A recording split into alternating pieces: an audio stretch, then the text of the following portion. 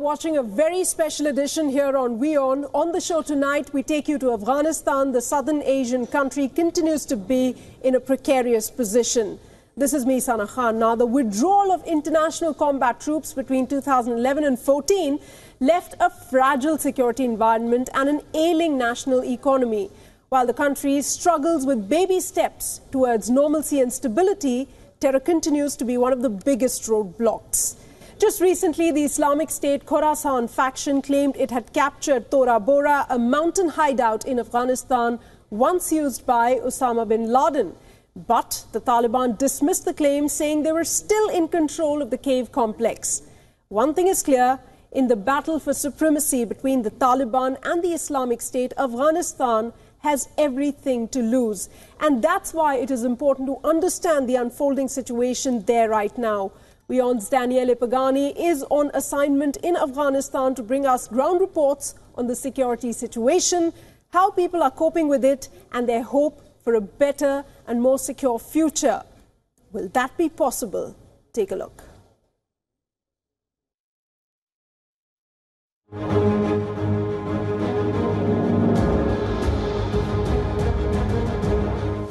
Nangarhar is a small province in eastern Afghanistan. It is here that the United States Army launched the so-called mother of all bombs. Nangarhar is now an active frontline. The Afghan army is fighting on the ground alongside the American troops. On June the 12th, a convoy of Afghan and American soldiers was ambushed. A roadside bomb blocked their advance and then a commando attacked. According to coalition sources, there have been no American casualties. Atahullah Godani, the governor's spokesperson, said that 3 civilians died during the exchange of fire. The Islamic State of Khorasan has its headquarters in the Nangarhar province, which is also not immune from Taliban infiltration and influence. And it was on June the 10th that during a joint United States and Afghan operation, an Afghan army commando opened fire against United States troops and killed 3 soldiers. Official sources have not released the specific details on the matter, but the Taliban were very quick in claiming responsibility for the attack. The Islamic State of Khorasan controls the Achin district, which is a mountain area on the border with Pakistan. It is a natural fortress, militarily very difficult to penetrate from the ground. US sources believe that the terror outfit can count on an average of 700 active soldiers fighting for the Islamic State. حالی که عملیات کردیم اینا دیگه ما جاگزینی نداریم که در اینجا او را ببانیم یک بیز بسازیم که دیگه گروه داعش از این منطقه استفاده کرده نتوانه و تصفیه میکنیم، تلاشی میکنیم، تعرض میکنیم، اونا را به کوه فرار میدیم، مگر بعدا ما مجبور هستیم که این قوه خود جمع کنیم به یک جای دیگه برویم. The Afghan army is fighting on the very front line, but they suffer a lack of up-to-standard equipment. United States troops have always been a target in Afghanistan, where many see them as invaders and disruptors, but after 2 years of relative calm, attacks against them have increased. The small eastern province of Nangarhar has become one of the most dangerous places in Afghanistan. United States troops on the ground have to watch their back, both from the Islamic State, the organization has its headquarters in Nangarhar province, and also from possible infiltration of the Taliban within the Afghan National Army, which are their main ally on the ground. It doesn't seem that coming back to Afghanistan is going to be an easy game for the United States troop. Daniele Pagani from Kabul for WION. All right, and we'll try and find out about the various reports that we've got from Daniele over the past 2 to 3 days. Daniele Pagani now joins me live, in fact, from Kabul. Daniele, hi, how are you doing? You know, it's sad to talk about the security situation in Afghanistan, but it is what it is. Reality cannot be shrugged away. What's happening on the ground? Well, unfortunately, the country is witnessing a very difficult moment. We may say when it hasn't, but this is a critical moment because the Taliban are advancing and are also winning many battles. And the Islamic State presence is becoming bigger and bigger day by day. The news is very fresh. 2 days ago, we saw them, the Islamic State conquering the mountain area in Tora Bora, which has a system of tunnels and caves. And it is on the border with Pakistan. So the benefit of that is that they now control the smuggling route, which means they can bring into Afghanistan more weapons, more ammunition, more men, and also take to Pakistan more opium and more drugs in order to fund themselves. So there is the problem of the Islamic State, the problem of the Taliban, and also the government is under extreme pressure and a little bit paralyzed because in 2014 there was no clear winner in the election, and then John Kerry decided that it was time to create a sort of a shared government between the current president Ashraf Ghani and the so-called CEO of Afghanistan, Abdullah. There is rivalry, though, between the two offices, and this leads to a paralysis. So this is the ground situation. Kabul right now is a city where it is very dangerous to roam around. One needs to take a lot of care while doing that. It's very difficult also for TV journalists like me to openly do our job on the ground without fearing possible repercussions. All right, Daniele. Also, let's talk a bit more about the Islamic State, the Khorasan faction, which is in fact active over there. Also Taliban, these two factions, terrorist groups, fighting among themselves to defeat the US-backed forces as well. Many say they're bitterly divided, not just over leadership, but also ideology and tactics, and have fought often. What is the Afghan government doing to tackle that part of the problem, which is, indeed, nobody can deny, a major one?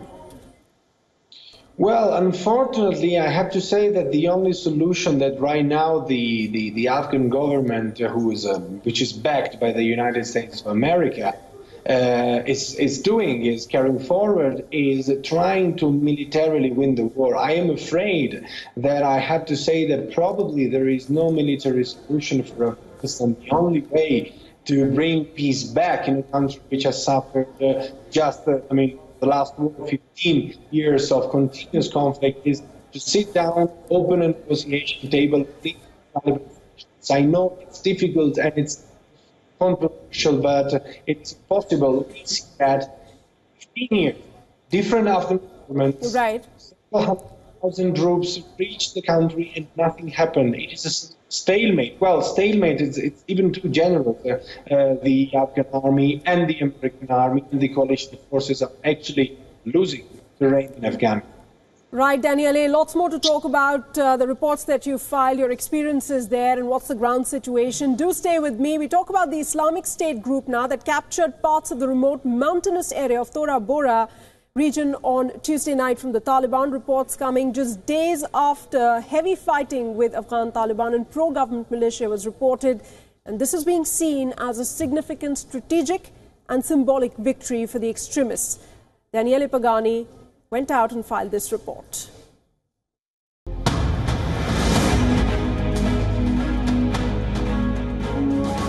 In Afghanistan, the Islamic State of Khorasan attacked and conquered large parts of the mountain area of Tora Bora in the Nangarhar province. After a few days of fighting, they pushed back the Taliban forces. Hundreds of families ran away, fearing the Islamic State brutality.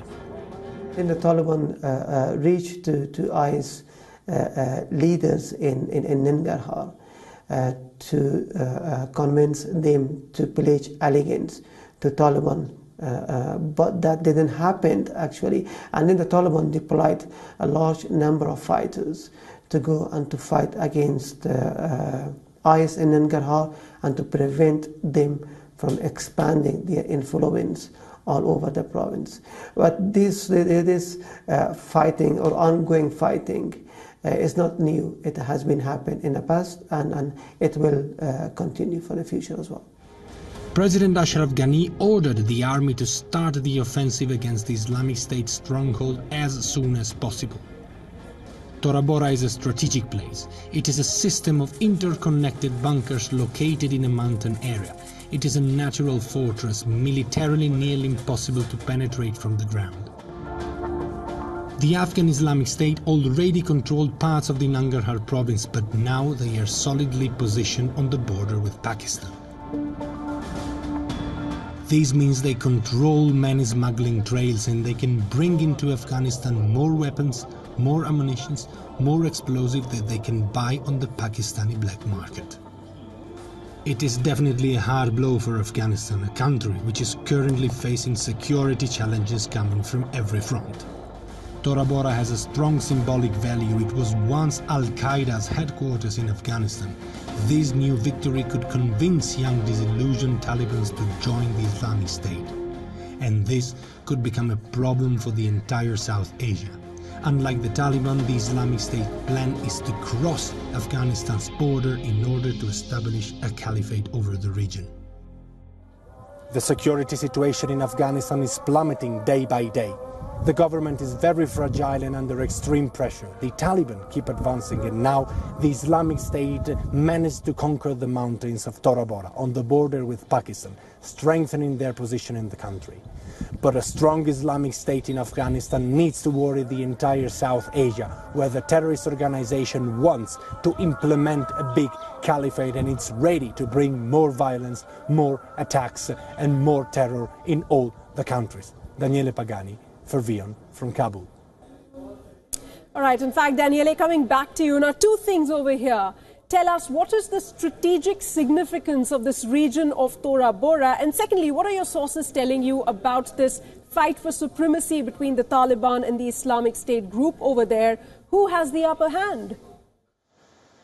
So Tora Bora is important for two reasons, Asana. The first reason is, let's say, a strategic reason. Tora Bora is located on the mountains. It has a systems of small caves, tunnels and bunkers interlinked with each other. It is a natural fortress which is virtually impossible to militarily attack from the ground. And it is also located on the border with Pakistan. So as we said before, this gives to the Islamic State the chance to control the smuggling route between Afghanistan and Pakistan, meaning that they will easily bring into Afghanistan more weapons, more ammunition, and more possibly men.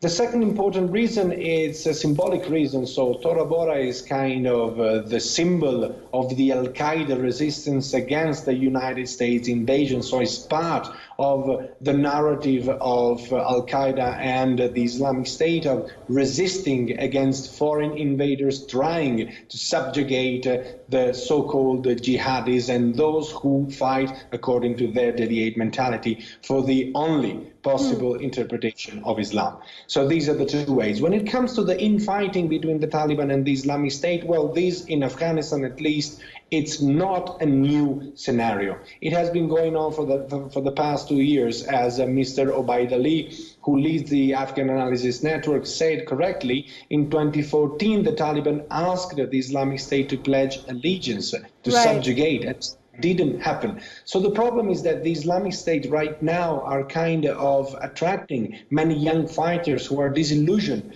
and they think that the Taliban have not also been capable to win a war in 15 years. So why it's not worth trying to join the Islamic State? All right, Daniele, time now to go straight across to your next report. The decades-long war in Afghanistan not only killed and displaced millions of people, but also left thousands of amputees. Mostly because of landmines. It is estimated that up to 1 million people have fallen victim to one of the most deadliest weapons that mankind has ever made. Afghan authorities are working to clear these landmines, which they once believed 10 million in number, spread across the country. Take a look.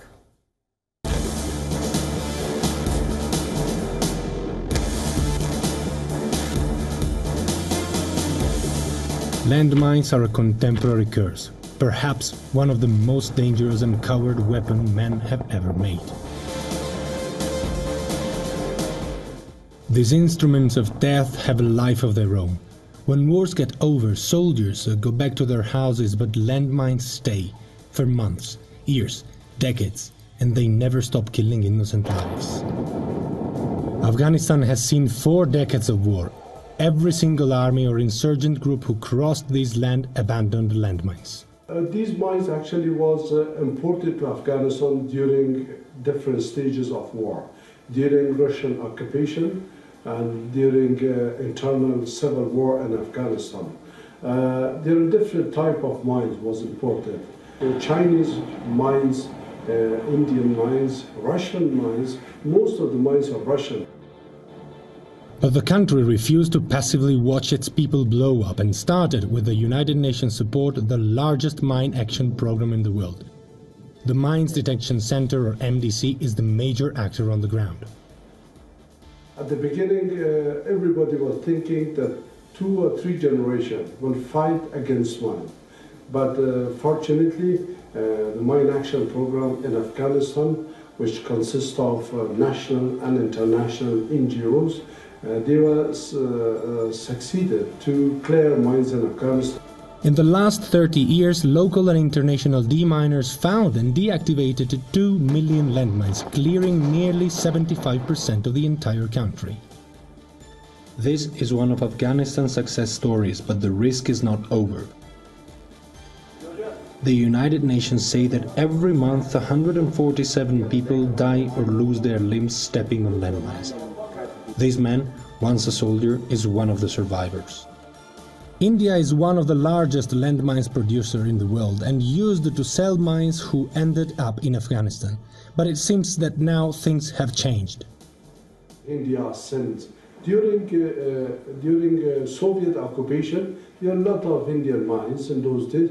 Not only India, it was Chinese, Russian, Pakistanis, Iranian mine also.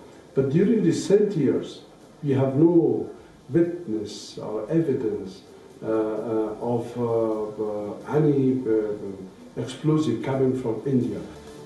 Children in rural areas are affected the most. Young shepherds walk for kilometers with their sheep and often they step on landmines. This industry of death has tools for every single purpose. It's anti-personnel mines, Russians. When he explode the mines, it's all of them. Shrapnel. Yeah, shrapnel. Russian mines, Russian mines, Russian mines, Italian mines, Pakistani mines, Italians. It's all of them are pressures mines. Okay. Yeah. When put a pressure of the mines, explode the mine and damage the cars. There are even airborne mines resembling toys, the deadliest for children. They explode as soon as they touch them. Afghanistan is training excellent dogs, which are now helping many other countries. Every dog has only one single handler. Risk make them friends forever. At the moment, as we have less projects, we have less number of dogs. We have about 70 dogs, and last year we sent dogs to Azerbaijan and Bosnia and Herzegovina, and also last month we sent dogs with experts and trainers to Sudan and also to Tajikistan in 2008, 9 and 10. They train every day. They run on the field, and as soon as they find a landmine, they stop and sit.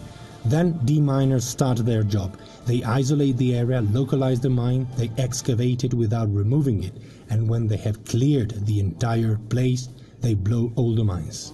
We talking with the government people after then to the elders of the village, and he showed the area to the demining team. And this area have mine exploded above the ship and car in another one.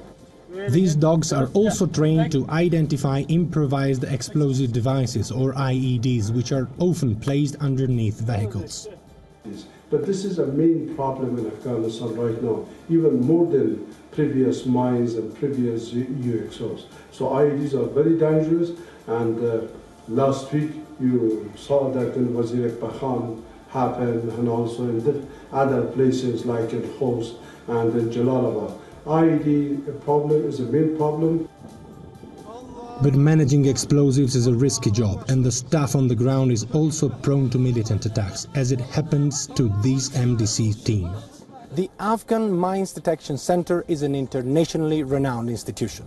They train dogs in order to find mines, and then they send these dogs everywhere in the world. In more than 3 decades, they were able to clear more than 75% of the landmines active in the country. But unfortunately, right now, this institution is suffering because of a lack of international fundings and support. But mines are still here and keeps killing every day in Afghanistan. Daniele Pagani from Kabul for WION.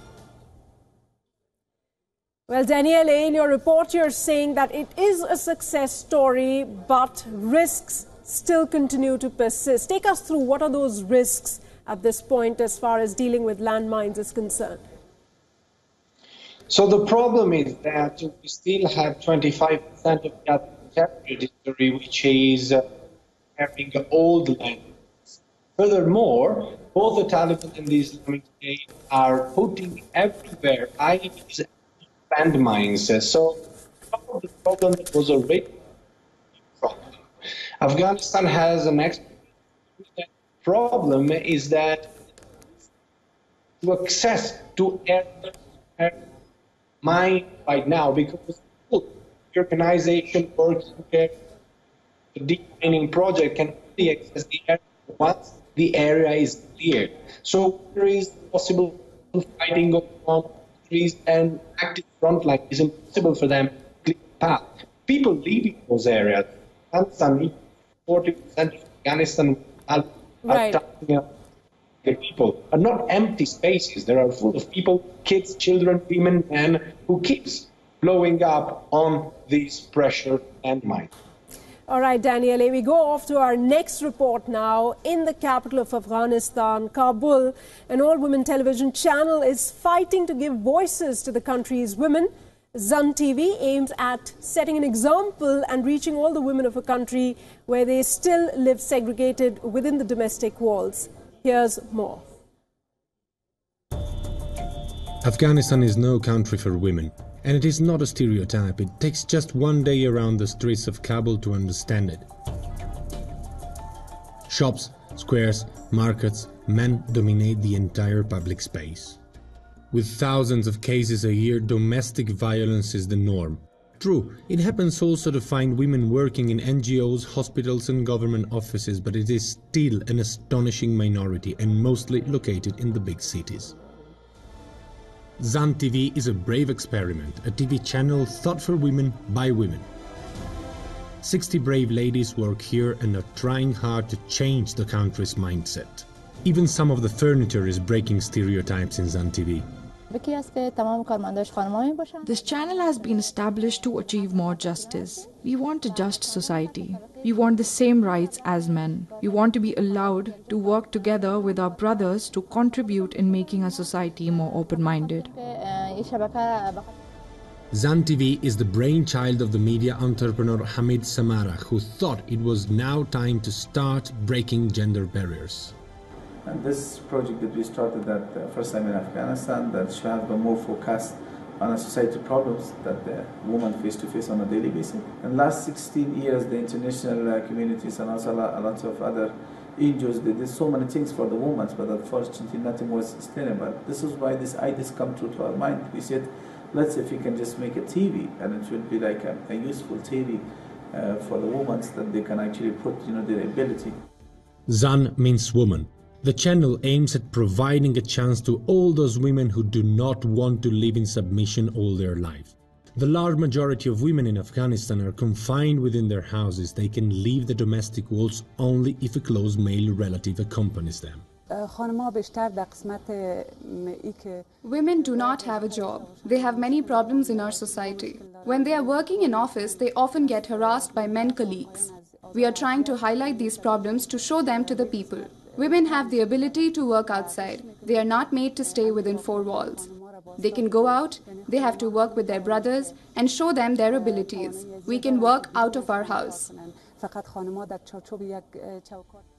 But women inside their houses have a television, and reaching them, speaking about their problems and issues is what Zan TV reporters hope to do. I came here to show and report about women's problem, and I would like to solve those problems. I would like to reach all women's ears. When I come in the morning, I prepare reports, then we start recording for TV, then we air it. We select the news which are more relevant to women. There is all the energy of a new generation of Afghans in the women working at Zan TV, a generation which is more exposed to the world, willing to fight for their rights.